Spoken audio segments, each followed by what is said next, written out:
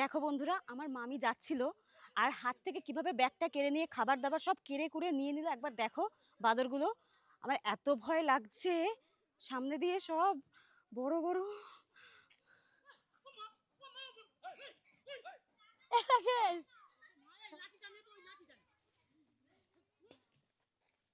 মামির ওপর রেগে গেছে কিছু পায়নি বলে। ঠিক করে ক্যামেরা ধর। ও মামি চলো। কারণ ছিল, কিছু পায়নি কেন?